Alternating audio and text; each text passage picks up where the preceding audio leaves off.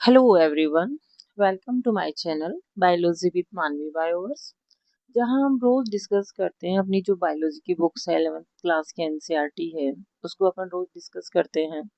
तो क्यों ना आज अपन कुछ मोटिवेशनल बातें कर ली जाए। तो यहाँ पे अपन यहाँ देख रहे हैं कि अपन रोज पढ़ाई करते हैं, रोज उनसे बोर होते रहते हैं, परेशान होते रहते हैं।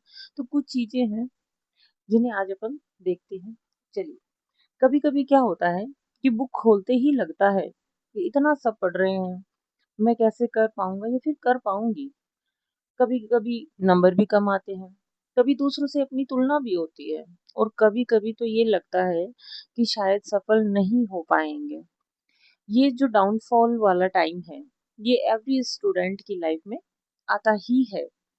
इसी पे आज अपन बात कर रहे हैं। क्या होता है कि कंसिस्टेंसी के साथ कंटिन्यू तैयारी करना, एक बहुत लंबा टाइम किसी एक एग्जाम के प्रिपरेशन को देना, एक तरह से अपनी जीवन में त्याग ही है जो हर कोई नहीं कर पाता है। और जो इस त्याग को कर गया वो अपनी जिंदगी में सफलता जरूर हासिल करता है। क्या होता है कि अपन जब कंटिन्यू तैयारी कर रहे होते हैं, सक्सेस नहीं मिल पा रही होती है अपन को, तो अपन बिल्कुल लो सा फील करते हैं कि हम सफल हो पाएंगे नहीं हो पाएंगे।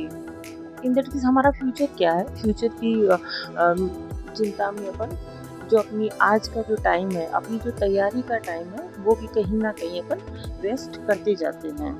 तो ऐसा नहीं करना है, बिल्कुल मोटिवेटेड रह के कंटिन्यू तैयारी करनी है अपन को।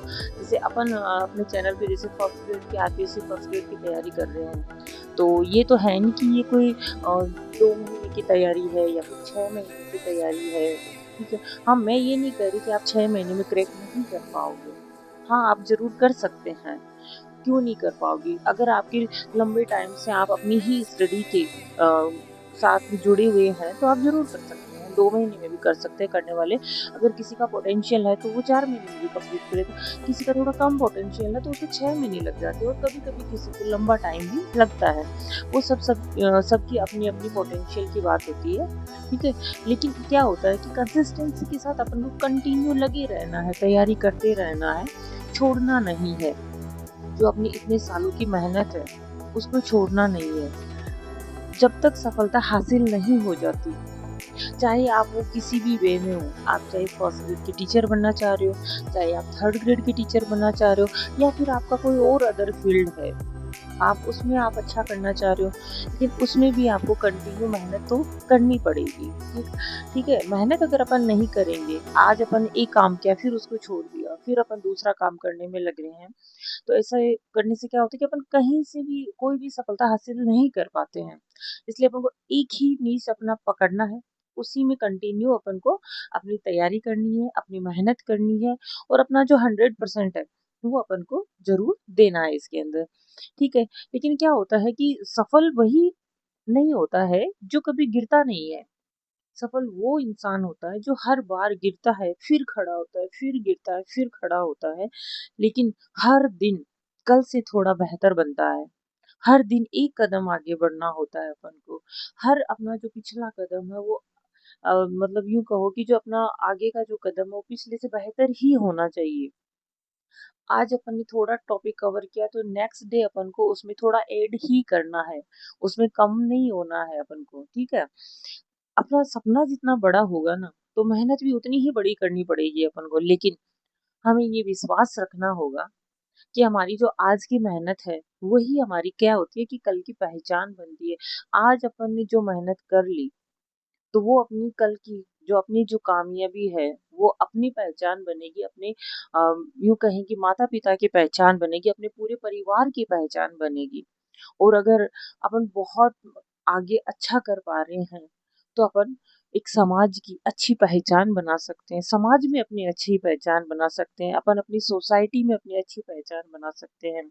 यूं कहेंगे, आप जिस गांव से जिस कस्बे से आप हो, आप उसकी अच्छी पहचान बना सकते हैं सिर्फ अपनी मेहनत से, सिर्फ अपने पोटेंशियल से, सिर्फ अपने दम से।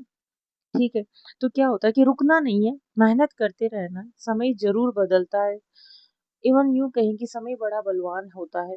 ठीक है, कभी भी वो अपन को धोखा नहीं देता है। अगर अपन ने समय पे सही रास्ता चुना है, सही मेहनत करी है, तो समय कभी अपन को धोखा नहीं देता है। अपन को वो सफलता ज़रूर देता है। तो याद रखिए, अपना कर्म करते रहना है। चिंता फल की चिंता करना अपना काम नहीं है। देने वाला वो ईश्वर है, वो ज़रूर देता है। अपनी जो सफलता है, उसका जो अपना क्रेडिट है, वो अपन को ज़रूर मिलता है। तो बिलीव करिए खुद के ऊपर, स्टडी कंटिन्यू करते रहिए, गिव अप नहीं करना है। गिव अप किस लिए करना है? गिव अप वो करता है जो जिसमें पोटेंशियल नहीं होता, अपने जो त्याग करने की हिम्मत नहीं होती है, वो गिव अप करता है। लेकिन गिव अप नहीं करना है, कंटिन्यू तैयारी करनी है। जितना अपना जो सिलेबस है उसको अपना कंप्लीट करना है। बात सिर्फ ये नहीं है कि सिर्फ अपन पढ़ाई की ही बात कर रहे हैं, अपन कोई भी काम कर रहे हैं। जैसे आजकल क्या होता है कि सोशल मीडिया पे भी सभी अपना टाइम दे रहे हैं, तो उसमें भी अपन को कंसिस्टेंसी के साथ वर्क करना होता है। या फिर आप अपना और कोई बिजनेस कर रहे हैं, उसमें भी अपन को कंसिस्टेंसी के साथ चलना होता है।